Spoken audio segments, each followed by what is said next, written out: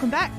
My name is Melanie Robson and I am your hostess. Today, though, is a very special podcast as I am sadly leaving the reins of this podcast over to someone who's, well, that's not sad, but someone who is going to be taking over as I have changed a few things. So I'm sadly going from the podcast. Yeah, we're really sad to be losing you. Oh, thank you. And that was Emma, who is taking over from the facilitating of the podcast. So today's podcast is a bit of a handover and a transition from me over to you, Emma.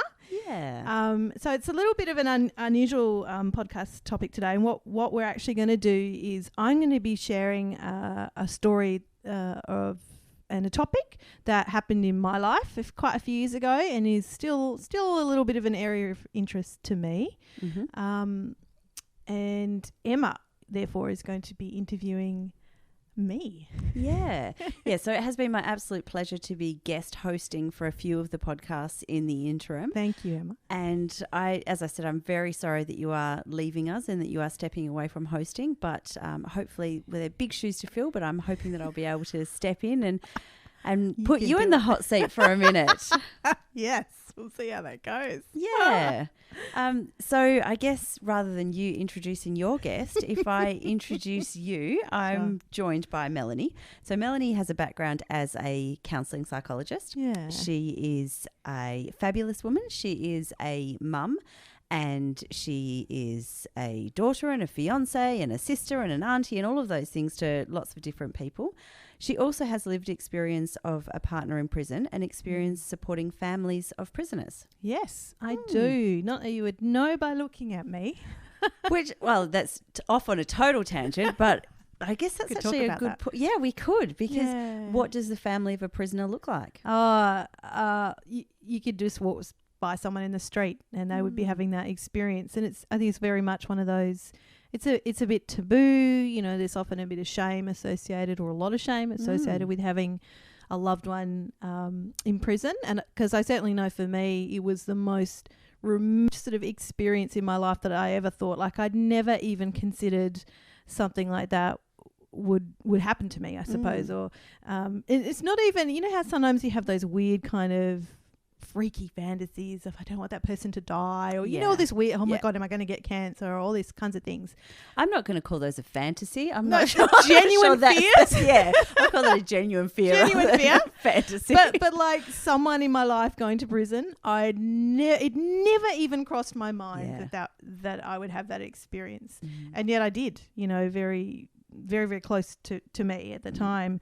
So yes, you wouldn't know, and you don't really know. And I certainly remember I've been to a lot of prisons and visited a lot of, done a lot of visits to prisons, and you see all sorts of people inside and all sorts of families visiting as well. Which is, and I think it's not what it looks like on the TV shows or the movies with, or you could pick those people out of a lineup that they're the kind of people that would be visiting someone in prison. Yeah. That's just not the reality. Because we don't, you know, we don't choose our family. You know, we don't choose typically who we fall in love with. Mm-hmm. We don't choose our children. There are many, you know, visitors at prisoners, of visiting prisoners who were, you know, well in their 60s, 70s, 80s, visiting their adult children or a child who was an adult child in prison.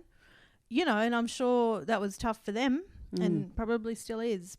And, you know, obviously in prison for many, many different offences and crimes. So, yeah.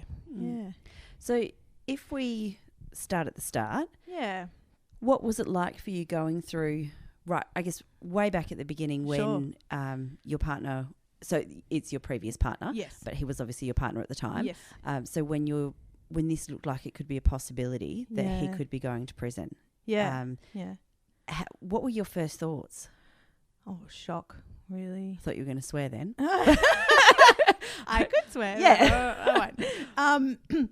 You know, and to be really honest, I think I was in denial right up until it happened. Like right up, excuse me, even though he'd actually been to prison before, but I think, you know, I was naive and that's okay. That's just my life at the time. And I even though there was, court and there's all that stuff that happens, obviously leading up to it,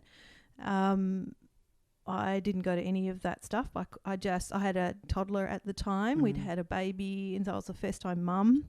And I was very focused on that, I think, as a distraction. I was studying at the time as well. And, when I got that call from the lawyer, when he went to court that day to be sentenced, because he was... I think he pled guilty. He was advised to plead guilty, whatever, this is kind of old stuff. But and then he did that. And that he was released to the community awaiting sentencing. So you can be held inside while you're, what's that called, remanded in custody. But he was bailed to the community. So we had this weird period of time. What was that like? That sort of, you're kind of waiting. Yeah. Like you're just waiting. Sort of suspended. Yeah, very much a suspended kind of life. But again, the lawyer's trying to be super positive and no, this is looking good. And kind of now in hindsight, I'm like, oh God, that's ridiculous. And also, wouldn't it be better to prepare you? Yeah, absolutely. And there was none. Giving you false hope. Yeah, exactly. And, because they try to say, there's some mitigating circumstances. He has a partner and a child and all this stuff. But I kind of know now that is almost irrelevant, I hate to say. Like when I see that on the news or other people being sentenced and you see their partners along, and I thought, I wonder if they'd sort of had the same, he or she, sorry, has got good standing in the community or this or this or this. It really doesn't, it doesn't matter as much as you want it to matter, unfortunately. So... when I got that call that day from the lawyer, I was at home. I think my mum was over or some family were over to sort of support me. And then she rang and she told me the news, and he got a few years, and which, I was speechless. I remember I was standing outside the time. It's actually a really vivid memory, and his sentence was longer than we'd been together. Oh wow! And I was like, what the F, Yeah. And it's kind of that bargaining, I started pleading with her, and I'm like, no, but we haven't been together for that, and we've got a child, and it's nothing to do with her. She's just kind of relaying. She's just passing the message. And I felt really ashamed to go back inside and tell them. Really, I felt really kind of embarrassed, and and the enormity of that, I think, was just the emotional impact of that. I was huge, It's a huge burden for you to have to actually share that news with other people. Yeah, it really was. It felt, like I said, I felt ashamed almost. I just... I don't think you would be alone with having that feeling of shame and being ashamed of what's happened, and yet you had no control over that. No, nothing. You are so powerless in it all. You're just on the sidelines just watching your life fall apart, basically, because, very quickly you start to go, holy shit.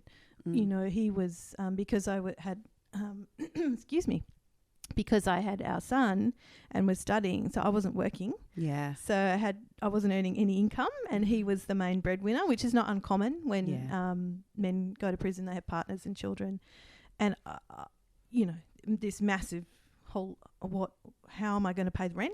How am I going to pay for anything? How am I feeding my child? How am I buying nappies? Basic things like that. Yeah. It was very, very quickly, but I was very, very lucky in that I have very supportive family. Even his family were very supportive as well, given we had a child. So financially I was supported for a time until I could kind of move and, to sell my car. Had to change a lot of things in my life, go on a single parent pension and stuff like that. But I kind of felt really grateful that the government could sort of Gave you that support. Yeah. But I found that really ironic because the cost of a prisoner per year is something like $100,000 per prisoner per year.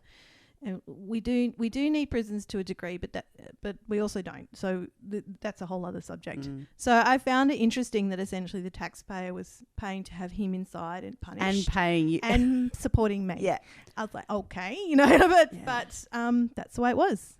Yeah. How and what was that like? Did you have to tell, like, was your son old enough that you had to tell him? He was 18 months old. So he was 18 months old when the court stuff was happening. He might have been around 2 when his dad went to, there was a few months kind of there going through the court stuff.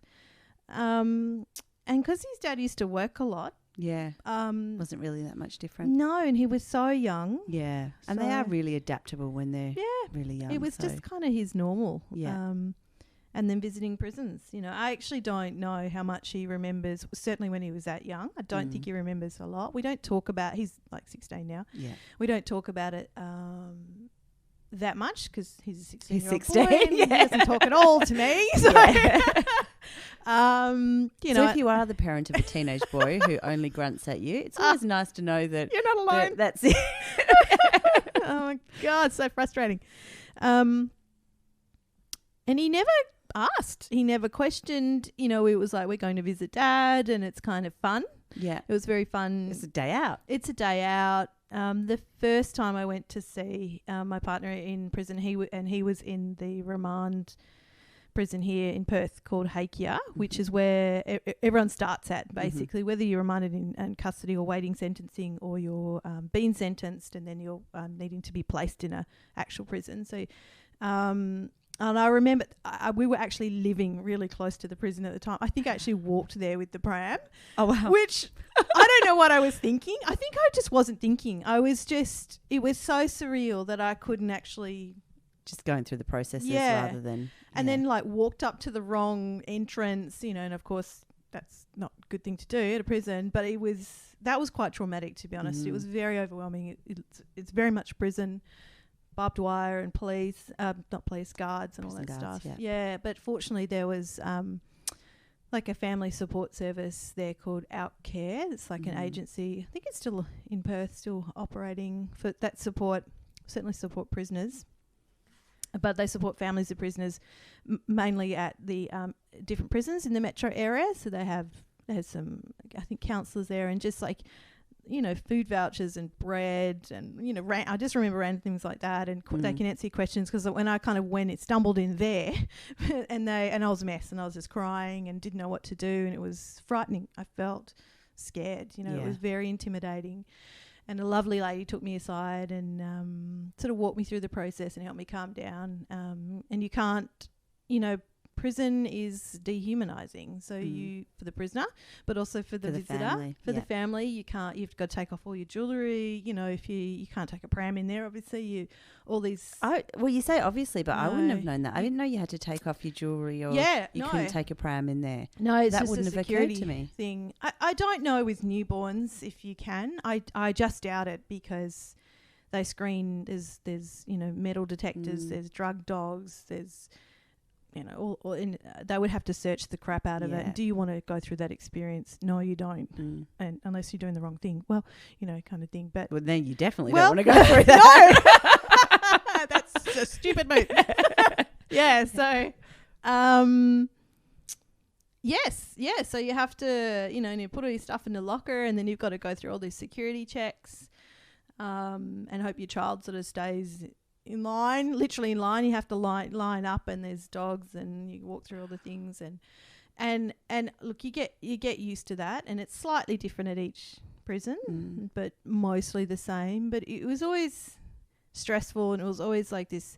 We have 1 hour, or we have an hour and a half, and you just want to get in there like on the dot to maximize time. But often there was hold-ups, you know, a dog had sat on someone, so they had to take them away, and there was always delays. And I'd find that really frustrating and insensitive, actually, because I'm like, I've only got an hour and a half and you're eating into it. Exactly, but they didn't really care, kind of thing. And they were just doing their job. You know, I kind of get it now, but at the time I was like, And I think probably at the time you understand it, but there's a difference between being able to understand it and care about it. Yeah, exactly. You know, the reality is I want to be seeing my partner. Yeah. He's in there, you're stopping me going in, and you're not going to extend my time because you've kept me out here. No, they don't. No, they don't at all. Of course not. And I think I do remember in the beginning being very worried for my partner as well. Like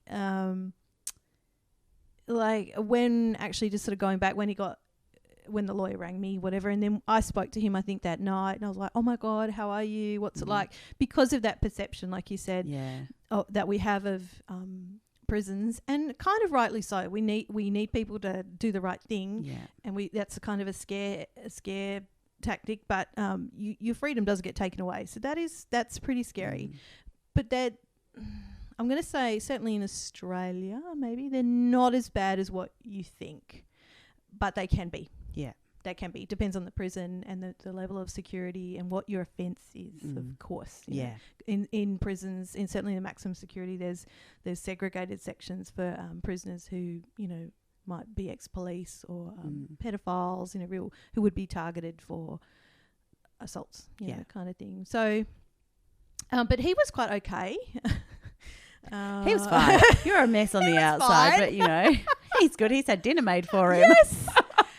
Absolutely. And that became really apparent to me really quickly, that the families do time as well. And I often felt that this might sound selfish, but I felt that my time was harder because he didn't have to worry about money, who was paying or the rent or how rent. Yeah. You know, he could say he was worried about that. For me, there was nothing he could do. Absolutely nothing. They earn Buckleys in there. So if anything, they need money coming into them to buy, I don't know, snacks or smokes if they smoke. And for the families left behind, particularly if you've got kids and stuff like that, it's a really rough ride for potentially quite a long period of time, and that will alter your relationship, and that will alter your parenting, and it will alter your finances and your life direction potentially. So it's a big event, you know, in your life.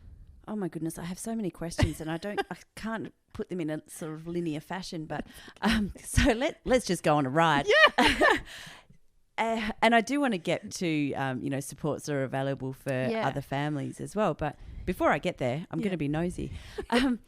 So your son grew up with this being normal. Yeah. I can't fathom what that feels like. I can't. When, you know, when children are at school and they're, you know, you're standing outside and people say to you, oh, what does your partner do? Yeah. How do you respond and say, oh, you know, his dad's in prison? Or, you know, when people ask him what his dad does, how did he answer that? Was there any, you know, was there stigma with that when he was going to school or growing up? Or to be honest, I think I eventually told the school when he was at primary school, but I was really reluctant because I was scared that he would be labelled like the kid with his dad in jail. You know, because we're in, and we still are in, you know, quite a middle class area. You know, again, you wouldn't. Who knows what goes on behind closed doors? But and I told only some parents that we were already close to. Yeah. Because I was really frightened of the judgment, and perhaps I was a lot more sort of, I guess, insecure in myself at the time, and I just didn't feel like I could defend myself against that judgment or something. But I was really protective of my son, I think, and really didn't want people going, oh, I don't know. I just had all these thoughts in my head that are people going to not want to, you know, their kids to play with him or all this kinds of stuff. That shame element certainly for me was quite big. So I was a single parent. I was a single parent. So once people knew that, I think I would just say that I'm a single parent. Yeah. There was occasionally people would ask, or if I hadn't said I was a single parent, they usually figured it out. And in regards to my son, I don't know. Look, I don't actually know if he ever told any of his little mates. I don't think he did, because it was, I don't know. And that's so hard as well, because you don't want to say, don't tell anyone. Yes. Because you don't want to start that feeling of shame or give him the expectation that he should feel shame about it. Because he shouldn't. He hasn't done anything wrong. Exactly. There's nothing for him to be ashamed of at all. Yeah. But at the same time, to try and protect him, I can think there must have been... It was a dilemma for sure. And, you know, so I think there's two different sort of... Well, like you said, it's two different arguments around that. And some people would advise talking to your children and letting them know what's happened if they don't already know. A lot of kids will already have figured that out if there's been court or, heaven forbid, media involvement, or if their house has been searched by the police, which we did have that experience. Oh, wow. At like It was like a quarter to 6 in the morning when the police came knocking with a search warrant. And I have no words for how horrible that was. It was truly one of those, I don't know. You can't even, you're not even in your body because you're like, is this actually happening? And they can literally search everything, absolutely everything, and everything kind of thing. And they mostly went, in my case, they mostly went through his stuff, but they did search through everything. And because I was studying at the time as well, he could barely use a computer. I don't think he even still can really, but and it was like it was a white collar crime that he committed. So they were very interested in the computer. And I was like, I've got assignments due. My whole world is upside down. But my assignment's due on Friday at 5:00, so I'm gonna need that back. I was just like so focused, and they let me save that on a disc. There wasn't USBs back then, but then they took the computer. Oh my god! And you imagine that this day and age, you'd be like, that's my whole world. You've just walked out the door in a plastic bag. That's it. Yeah. So, sorry, getting back to if the children had witnessed stuff like that and they were sort of old enough, you would definitely need to be talking to them about what has just happened, supporting them emotionally about that. Because you want, it's a kind of a bit of a dance. You don't want to, traumatize them anymore or lie to them. And look, I know for some people, they choose to do that. They choose to just say, Daddy's gone away or Daddy's working away. Daddy's gone to a farm for a long time, or a short time, or and that's okay if they need to do that. And I'm assuming though in that situation they haven't witnessed their dad being taken away, kind of thing, or had the house raided and stuff like that. So it's very unique depending on what's happened to you. So. But difficult decision because what happens if they find out from a friend and then they find out that you've been lying to them for however long. Exactly, and that can have quite a big impact. And older kids too will Google and they will be able to see stuff, very, very easily. So we didn't really. It wasn't widely known, I guess, in our situation. I did deliberately do that, but I didn't lie to my son about where his dad was and what had happened, but I don't know how much he quite understood of that because he was so young. Yeah. So, but then, unfortunately, his dad came out after a few years, like I said, and unfortunately within 3 years was back again. Mm-hmm. So he was a lot older at that point and could really understand. Well, could understand what was happening, but I think as he's continued to sort of grow older, I think he gets it even more and doesn't really want to talk about it. I mean, aside from the 16-year-old brain, but and really doesn't have a good relationship with him. He still has contact with him, and again, I think that's really important to respect what that child or teenager wants, and what you want as a partner or a family member, because they can call, prisoners can call, and you can visit and all that kinds of stuff. But if the child isn't comfortable with that, I don't think you should force that. You need to respect that child and what they're feeling and how they're interpreting. You wouldn't. I mean, why would you force a child to and I do anything really? But I think that in this situation, from what I'm hearing, you as an adult had very little control over anything. Yeah, and as a child, as part of that, they've got even less control. Yeah, so it feels like they need to have control over something, and that can be how much or how little contact they want to have with the parent that is incarcerated. Yeah, I mean, when they're little too, they can, kid like at primary school, they do so much art, and they can write to their parents and draw a picture and send a picture. That's kind of it, thing. And that's kind of nice, really. But and again, it depends on the age of the child when that happened and how close they were to the parent. There's so many different factors to consider. With what you've been talking about, and the experience of waking up at 5:45 with the police going through your house and going through all your stuff and taking your computer and everything else, was there a point where when you were still together, where you resented him for any of that? That's a good question. As his time in prison went along, yes. But at the time, I'm going to say I was just in a lot of denial, I think. And to be, again, really honest, I was really clinging to the fantasy that we were a family and he was going to get out and we were going to have another baby and I want this family. And because of my own issues and my own background and some things I was struggling with, so I just kind of refused to believe it in a way. And I worked very hard to kind of stay in that bubble. We visited often and I didn't feel a lot of that resentment, like, which I look back now and I'm like, what the hell? But I don't want to be mean to myself. You know, that's just how I was at the time. And I think I was quite vulnerable having our child, you know, as a new parent, like I said. I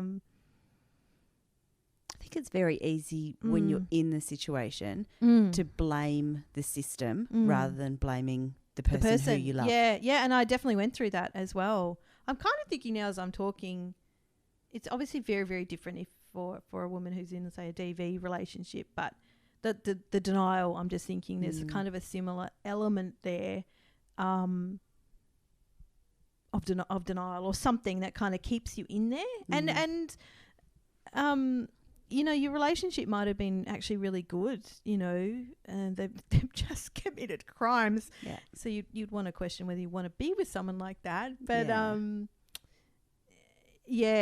kind of took me a while, really, because I think I just kept hoping that he would get out earlier, you know, and he was appealing the sentence and all this stuff. So you just keep living in hope, really, that things are changed and they're not that bad. And what's that like, though, living with that? Yeah.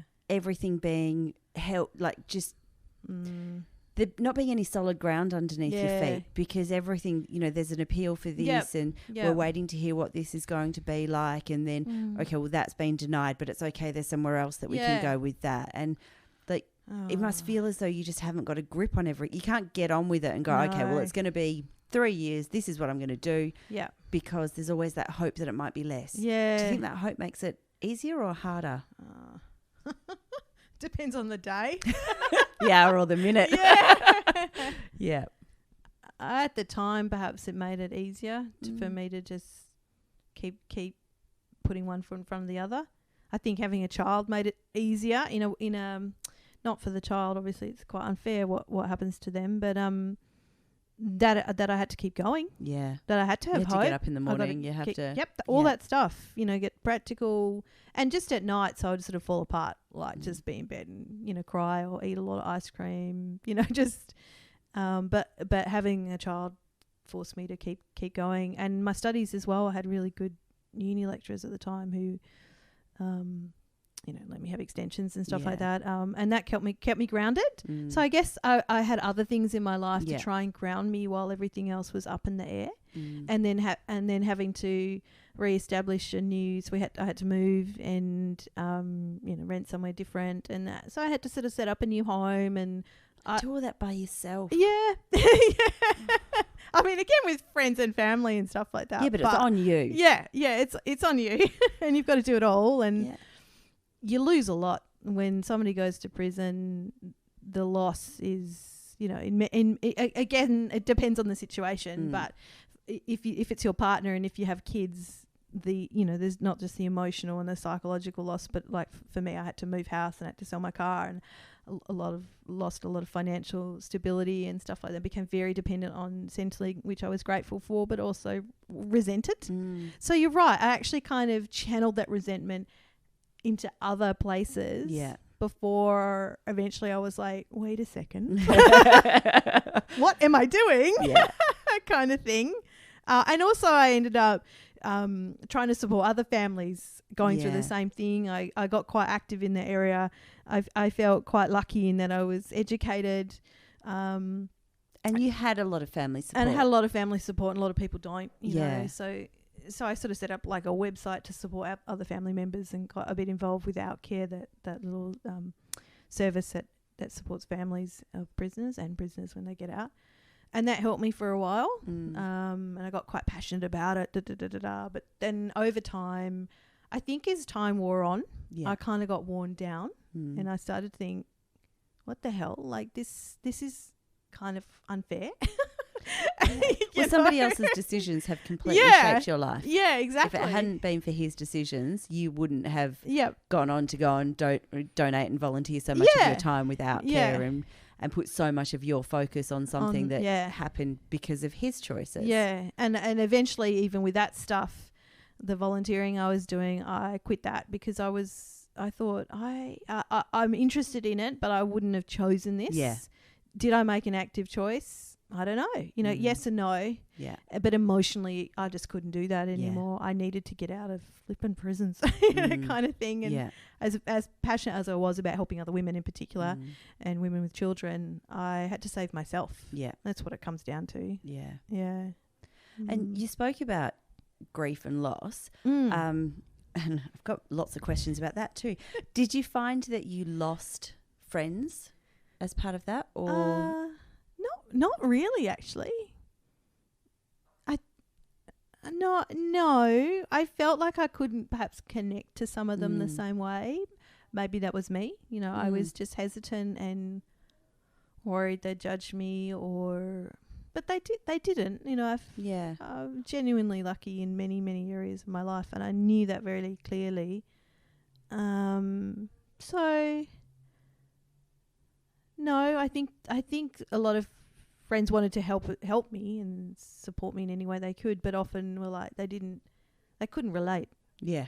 That was the biggest thing. And why would they?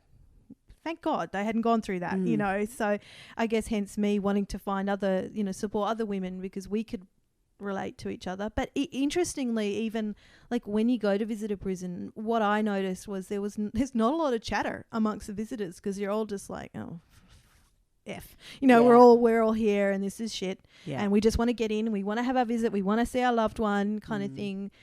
And I don't know if this collective kind of shame or awkwardness or whatever, all of that stuff, because you're sitting in there too in the visitor's room or whatever going, I wonder what they did. I wonder what they did. I wonder what I'm doing it too, and there's this kind of, maybe, I don't want to get friendly with anyone here because I don't know what their family's like. I mean, that's awful, but so you're very alone. Yeah. I felt very alone at the time, as much as I had a lot of support and intellectually I could understand everything that was going on. I can't remember if I was seeing a therapist at the time. I think I was. Yeah, you were. Yeah, I've seen a lot of therapists. Emma knows that. And that helped a lot. That helped a truckload. Actually, I'm allowed to say that because I was a therapist. So, but of course they offer a lot of non-judgmental support, and she knew the background and stuff like that as well. But I felt very alone, particularly at night. I just remember the nights being really difficult. I'd put my son to bed and then I was like, okay, and that was before it was mobile phones, I think, because this was like 15 years ago. Yeah. We had to pay 10 cents for every text Yeah, message or something something like like that. Yeah. Yeah. And you had no money. So No, 10 cents for every text message is a I lot. was like, what? Yeah. And you make those 300 characters count. probably better just pick up the phone and speak to someone. Yeah. Actually, and the phones, at times I felt a bit hijacked by the phone, like when he would call. Yeah. Because sometimes it'd be difficult for him to call, or there'd just be scheduled calls. So you got to wait for it, and you got to wait for it, all all that stuff, and then the call's always recorded. It's time limited, so your life, if you're staying with that person or you're supporting that prisoner, revolves around them. Yeah. When can I visit? When are they going to call? Should I send a letter? What's happening? Is court? All this stuff. Yeah. So I think that loss, like I said, is quite a lot. Certainly in the beginning, as it swallows so much of your life. Yeah. And the grief thing, we were just talking about that before we started recording. But I learnt along the way that there was a couple of things in terms of a loss in a unique situation like this thing called ambiguous loss and disenfranchised grief. And so ambiguous loss is when there's a loss, somebody, but it's not a clean cut loss. So it's not like someone has died, heaven forbid, where there's, closure and what's happened. It's this grey area of someone's like gone away, like prison. So they're gone, but they're not gone. And I was just thinking about that when you spoke about being lonely at night time. Yeah. And you're a single parent, Yeah. but you're not single. Yes. So you can't That's go. exactly it. You can't go and Start dating dating and things like that because I was still with him. because you're still So Yeah. that Oh. being split in so many Yes. different ways, and you don't have shared connection with your friends don't have this shared experience. Yeah. But at the same time, do you want to make friends with people who do have this shared experience? Because do you want that to be part of your self-identity? Yeah, exactly. And just really All of that difficult. stuff. Yeah, and All these things I hadn't considered. I'm glad you're learning something new. And that kind of grey area came up with Centrelink, which is in Australia that's the main government service that doles out family allowance and pensions and all that kinds of stuff. Because I was a single parent but still partnered, it's like their system couldn't compute it. And at one point they dropped my rate or something, and because I was extremely dependent on it, every drop I was like, and argued with them on that. And I'm not a big arguer. I don't like conflict. And they said, but it's kind of just in our, I think it was a law, or there was some constitution there about you're kind of either single or you're partnered. And they said, we actually can't. When I was speaking to people, they were like, we understand, but we can't change it. It's the system. Yeah. It was only when somebody said, the only thing you could do is try to change the law kind of thing, or speak to your local MP. So I went, well, F you, I'm going to do that. And that actually worked. So oh, wow. I approached, I can't even remember who it was, told them my story. I think I argued it really well. And their office rang, I don't know, one of the managers at one of the Centrelink offices, who the manager then rang me and said, okay, this is what we're willing to do. So paid me kind of in between. Yeah. But I had to fight, and that's where I think that's exhausting. Yeah, it was. But I was, when you're financially insecure, you fight like hell. That's really, it. You find the grit to do it. You do. And I was already, I remember my ex's mother at the time was helping me buy groceries and stuff like that, which I was really grateful for. But eventually, over time, I stopped that because it actually contributed to me feeling really powerless and not having I can't even choose my own vegetables. I'm so glad you're bringing them over, but I just felt like I couldn't say, okay, so this week can I have a bag of carrots and and you try to find power where you can, or a sense of control where you can, but that grey area, that's it. You're a single parent, but it's not like you've broken up with them or they've died. It's in between, and that's why you have that ambiguity of the loss kind of thing. Like if somebody's, lost to dementia or drug addiction, they're still there, but they're not there, and it's very hard to process. I think there's a grief as well that you're still together, but you're grieving what you thought the relationship would be, or what the relationship was, because it's not like that anymore. Yep. And the life that you envisioned yourself having, and you having as a couple and as a family, it never in your wildest dream looked as though he would be living in prison. No. So no, that's it. You can, and you might picture a few different things as couples that you might go through, but not that. Yeah. And particularly because it was a few years. It's not like 6 months. Yeah, and that's bad enough. Anyone going to prison is bad enough. But because of the length of time, and because I was like peak baby rearing age and stage, that had a permanent effect on my life. I haven't had any more children since then. I know I was fully aware that I could have left him and decided to repartner, but I didn't want to, because that's just where I was at the time. And then as I got older, and the realities of single parenting not by choice. Yeah. I just thought, this is bullshit. I don't want to risk going through this again, to be honest. So I've not had kids since then, because I'm like, and I didn't want to. I mean, perhaps that's an irrational fear, but I'm like, hey, it happened once. Yeah. What if you just don't flip a no in life. So, and I think that denial there too. Oh, no, we're a family unit, and no, it's not that bad, and we can keep waiting.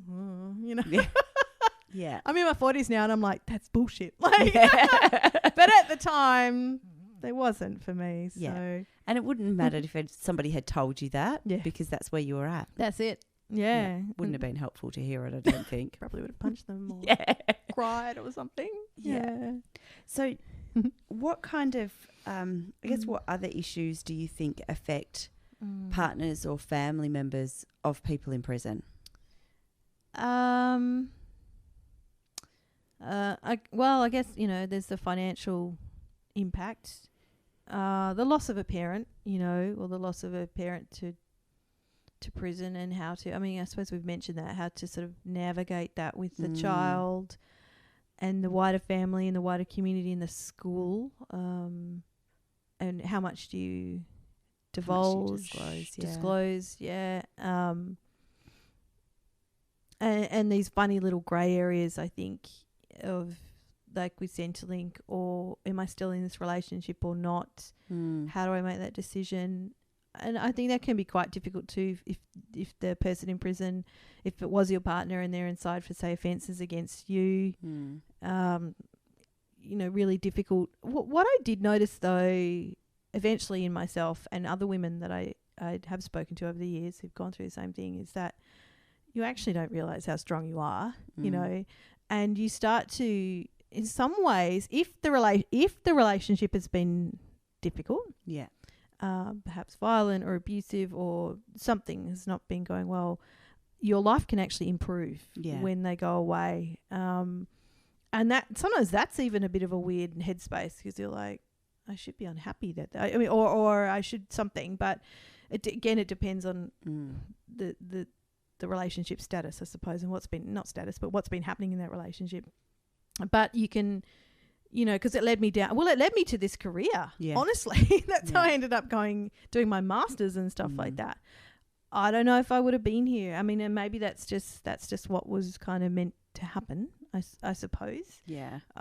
I took certain opportunities, and that would not have presented themselves to me had that not happened. But at the same time, I'm like, I wonder what my life would have been like. If I'd chosen to, especially to leave my partner earlier on, so even those kinds of questions, do you stay, do you go, how much do you support them? What about the kids? How long are you prepared to stay? How long, because, at the beginning, I think I was like, oh no, I'm kind of in it for the long haul. But like I said, as time goes on and you get worn down, and I remember, because he started out like a medium security, and then over time they get moved to minimum and prison farms and stuff like that. So the visits get nicer. It all kind of gets better, in a way. And then some prisons have these family days, and they, go to a lot of effort, which is great and very important. It's important that prisoners still have connections to the outside world, healthy, good connections, and that they consider families. Like I suppose I pulled a face there, so that's why Mel's going, no, it's good. I've just kind of got this mental picture of like a family fun day at the prison. It's literally like that. And I can't. Bouncy castles. Yes. And it's face painting and petting zoos. Sausages, and it's very surreal, because I'm like, so you screen us all to get in here, and like the week before it's like, oh, you can't do this and this, and this week we're like, kind of walking around holding hands, and I don't know, you just go with it, because you're like, whatever, I've got a few hours. You have like 3 hours instead of like one. It's really weird. Yeah, it sounds really weird. The whole experience is very surreal. Yeah. Kind of what was I saying before this point about life can get better, and so it's kind of as you're going through the process. But I think where I thought you were heading is as you're going through the process, you start to develop a sense of identity of who you are as, by yourself as a single person, not being part of that couple. And so as one of the positives maybe is that you actually do get to learn a lot about yourself and have that ability to know who you are, and then you do start to question, is this a relationship that you want to be in? Yeah. Don't know if that's where you were going, but in my head that's where I thought you might be going. That was roughly where I was going, because that's right, the family fun days. I remember, so as he moved prisons, that's right, and then was out in the country, which was an even longer drive, but I did it. Oh my God. I look back now and I'm like, oh my God. But eventually, seeing the dads with their kids, and it was all these happy families. And I remember thinking, this is bullshit. Yeah. Again, great that they support the families, but I'm like, this is going to sound bad, but or harsh, whatever. I would look at these men, including my partner, eventually, and go, "What the hell have you done? Like, you have destroyed your family. You've put it on hold for a while." That's when the resentment and the anger, and I had to make some choices then, because that was not good, and for me to be sitting there and labeling and judging everyone else. But I was probably really just starting to realize what I was feeling towards my partner. Yeah. And so did eventually leave. I broke up with him while he was still inside. And sort of abandoned all the help I was doing, because I just, like I said before, couldn't emotionally cope with it anymore, and just thought, these poor bloody kids growing up without fathers who, I don't know, think they're doing all this cool shit, and I don't know, you think all this crazy stuff. You hear once a week for an hour or 3 hours when it's a special day, but where are you for the other 6.5 days a week? That's it. And look, it's not to say on the outside that there's happy families or people break up and choose not to see their kids and stuff like that, but there's something unique about prison, obviously, and the impact of that.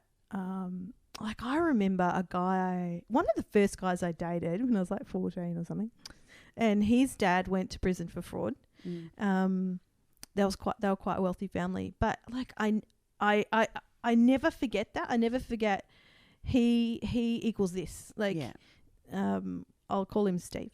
Steve's dad went to prison. That's just, I don't just think of Steve. Well, I rarely think about him, but I just go, he was the one with his dad in prison. Yeah. And maybe that's because of that now, that's why I don't, certainly when my son was younger, was very mindful of that, because I know how much it stuck in my head, because I was like, that's so weird, like so bad, And I think because it's not the norm for you. You didn't grow up with everybody who you knew their dads were in and out of prison, or their mums were in and out of prison, or whatever. So when one family has a family member that goes to prison, it is out of the ordinary, so you remember it. Exactly. And it just felt like the worst kind of thing. I mean, obviously somebody dying is truly the worst thing, but a step down, and maybe someone going missing, we're talking about that, I mean, very horrific, but the prison thing, it's very hard to get sympathy for that, or people kind of try, but then they're like, you can see their brains going, what happened, like, and again, you sit in this, that's called disenfranchised grief, which is kind of shrouded in like shame or taboo. You can't openly go around, this happened to me, or my husband died, or we broke up, or my child got sick, or something. And there's many different awful things happen in life. It's a lot harder to say, I'm a single parent, but I'm still with my partner. Oh, and he's in prison. Da, da, da, da. You just don't go. I mean, some people might be comfortable saying that. I sure as hell wasn't. Yeah. And I think as well, not that you go around in life wanting sympathy. No. But there are times when you're struggling and when things feel difficult, when it can be really powerful for somebody to say to you, that must be really hard. I'm really sorry that you're going through that. Yeah. But I can imagine it would be difficult to try and ask for that kind of support when, with this kind of the disenfranchised grief is around, it's somebody's fault. Somebody did it. Somebody made a choice, and that choice that they have made. So and that's kind of that being shrouded by taboo is that. Yeah. Well, I'm sorry this is happening to you, but what did you expect? Yes, exactly. That is not my view. No, I know. But I almost had a version of that in me as well. Kind of like, well, what right do I have to expect any kind of sympathy or empathy or because of the shame? So it's you just live in stasis, I think, for a while, months, maybe even years, with your life on hold. And that's a really strange thing too, because your life continues and theirs doesn't. They stay very I mean, hopefully inside they get education and training, and that's really important for most prisoners, for the ones who are going to get out. But they're kind of on hold, and sometimes too, even if you are still with them, you find that things in your life have changed so much, or you've changed much, exactly. It doesn't fit anymore. Yeah. And I think it's very common for couples to break up through that process, no matter how long they've been inside. And I think you spoke about some of the good things that come from it. Mm. You had no choice but to Mm. realise how strong you are. Yeah. You had no choice but Yeah. to realise that actually you don't need somebody there to do this. You can do it by Yeah. yourself. It may Yeah. not be your choice to do it by Yeah. yourself, but if you Yeah. need to move house, you can find it. You know how to do all of that. Yeah. There's a lot of people out there who don't. Yeah, exactly. So, and then when I imagine that when a partner or family member comes home, they haven't necessarily had the opportunity to experience as much growth. And then how do you, you're not the same people. You haven't, in a No. relationship where you've been together for the past 10, 15 years, you've grown together, whether you've grown together and grown apart or you've grown together, Yeah. but you've done it together. Yeah. Whereas when one's on the inside and one's on the outside, I don't know that you would see how much No. growth there's been and in different directions until you try and come back together, and then That's so that true. could be really difficult. Yeah, and I think that's where that resentment thing comes in as well, because they don't perhaps understand.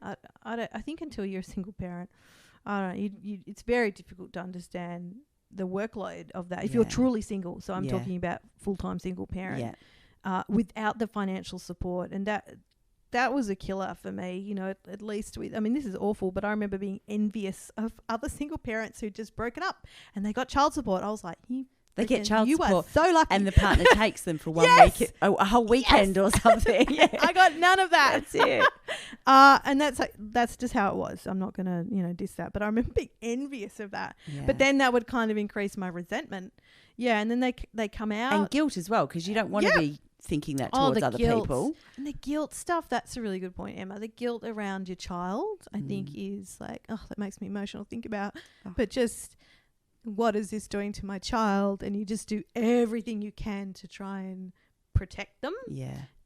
Whilst at the same time trying to stay in reality and just try to let them have a normal flippant childhood, because that's their right, So it's really important, I guess, that families of prisoners are genuinely supported, and the fathers too, if they still want to be active fathers, to try and have a role. And I know some people might find that a bit, do you want them to be involved? Again, it depends on the situation and the circumstance. Very complex, actually, area, because there's no family is the same, no offence is the same, no person is, it's a very kind of, funny kind of area, but all that stuff, resentment, shame, guilt, anger, like, oh man, it's a freaking minefield, to say the least. And I just want to put in a little disclaimer that although that resentment is there, I know that when we have spoken about this in the past, that rationally, that it must be difficult for the prisoners being inside and not, feeling powerless about being able to support their partner or their children when they're on the outside. So I just want to put that disclaimer in there, that although we're saying that it's really hard for the people on the outside, we can understand as well that it must be really difficult for the people who have lost all control and all of their own power. Yeah. But that's not who we're talking to right now. No. Right now we're hearing your experiences. But and you said that it's really important that families of prisoners get support. Is there anything practical? So if somebody knows someone who's, got a family member who is likely to be, going to prison, or have you got any suggestions for what people can do to actually support that family? If they have kids? Well, just, I guess, anybody in general. Oh, gee. I think it's just some of those classic strategies of making yourself known that you're happy to be there for them, but actually be there, like, don't just say, call me if you need me, like, freaking rock up with a thing of lasagna, just do it. I guess too, be prepared for a bit of a minefield of emotions. You don't know how they're going to go. They might be really resentful, or they might be just full of grief. Or angry at the system. Absolutely. And you might see different side of them as well. So, or you might disagree with some of their, I don't know, if they're like angry at the system and all those kinds of stuff. I think always practical support is really good, particularly if they have kids. Honestly, be as non-judgmental as you possibly can. Just focus on compassion and kindness and support, and maybe take the kids out. I was going to say, maybe offer to have the kids for a sleepover, or it. as you say, drop over with a lasagna, or all that kinds of stuff.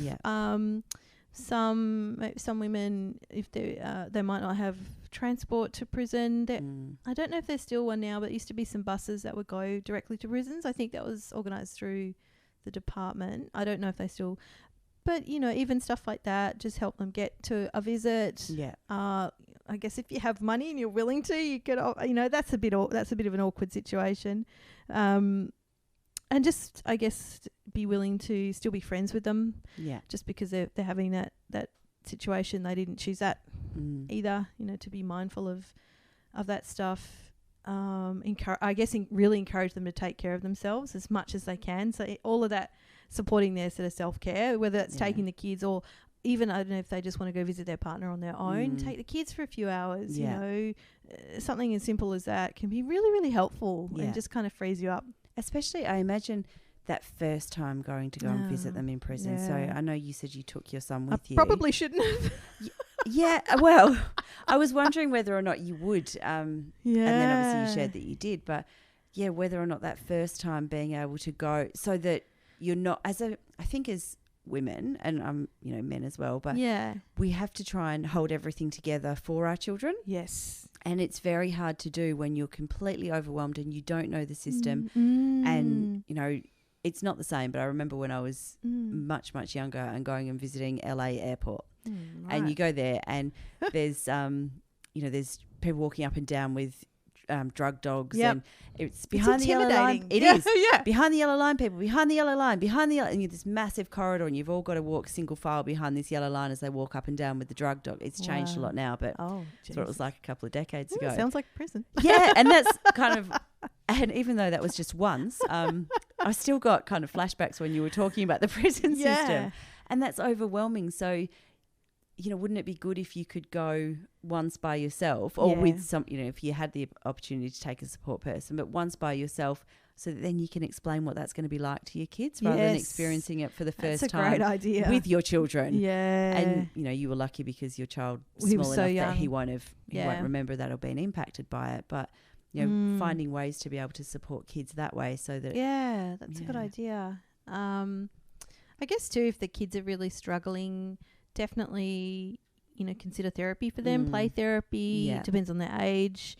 It does depend on their age, but I do think there's a big thing that actually as adults we don't play enough. I know. So yeah. I know. It's so true. Have some laughter in your life. Yeah. And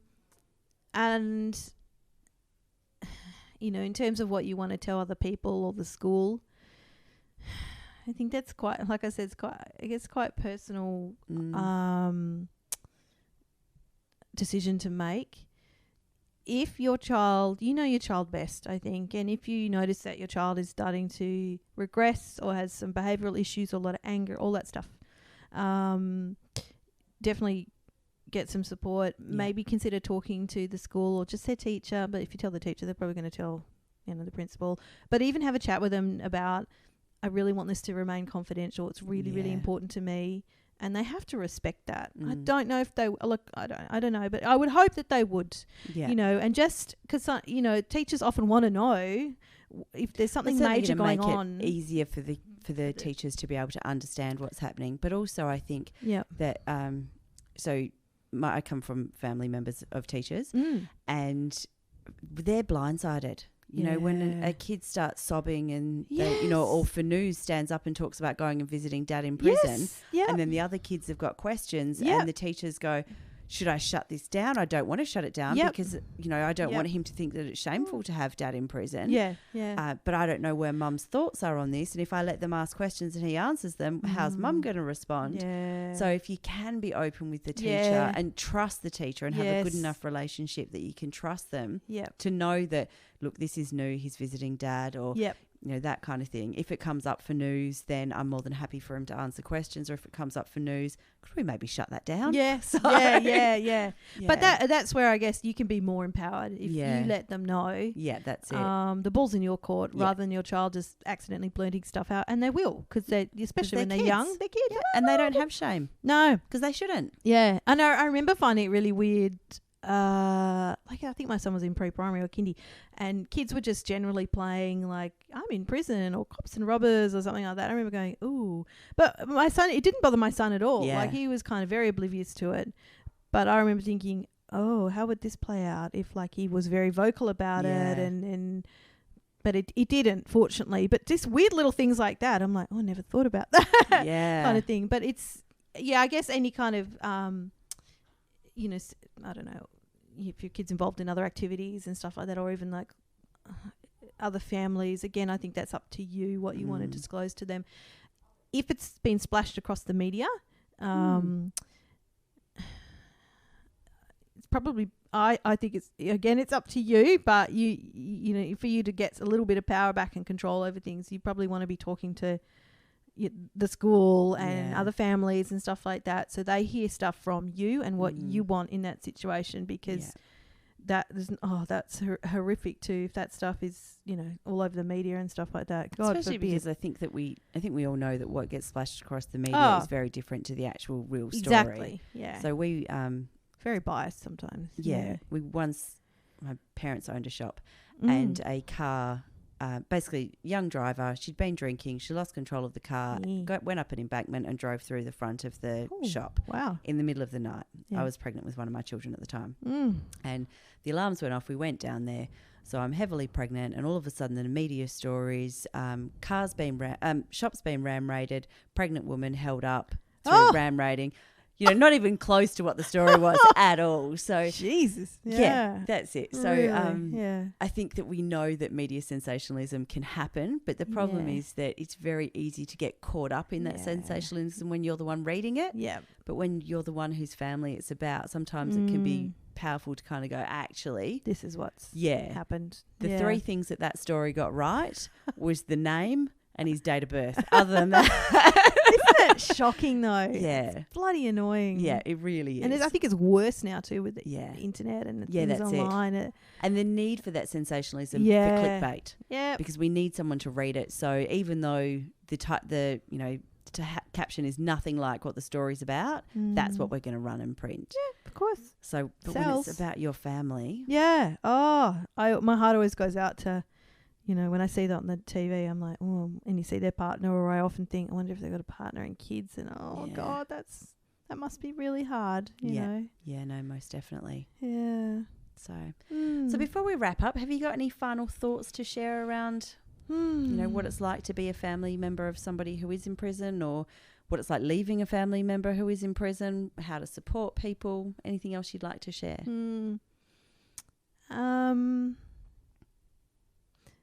I guess just, you know, stuff like just try to take care of yourself and try not to fall into blaming yourself or too much kind of guilt, or, I mean, I don't know, you feel what you feel, but to definitely get support for that. You know, it happens to a lot of people. You just kind of wouldn't know it. Yeah.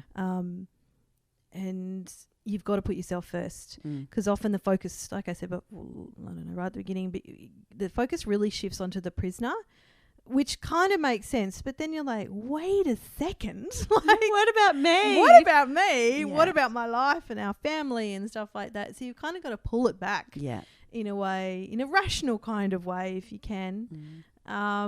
Prisoners get their own support, you know, and I don't think there's a lot of great support, you know. Like you said before, actually, I was thinking before, and you were just saying about you know, you grow and you change and develop, and they might not necessarily, whether you're together on the outside or one's on the inside.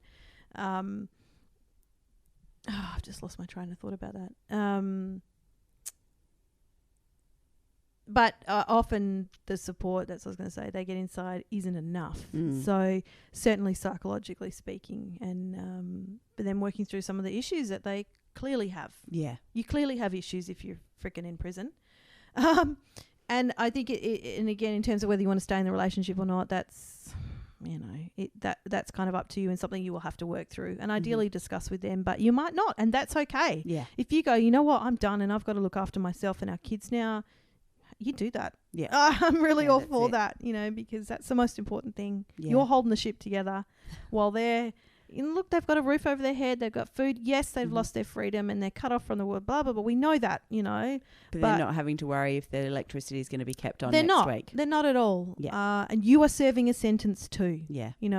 But For a crime you didn't commit. Absolutely. But you do have some freedoms and some choices and Yeah. some control. You just need to remember that and to find that. Yeah. Yeah. Beautiful. Thank you. Thanks, So for Emma. your last podcast here, would you like to sign off? Okay. I've got to remember what to say. Thank you. Thank you for listening and joining us once again on this wonderful podcast covering the whole spectrum of women's issues, brought to you by Women's Health and Wellbeing Services. We hope to have you back again listening to the next podcast. Thank you. That's perfect. That's all. Thanks so much. Thanks so much.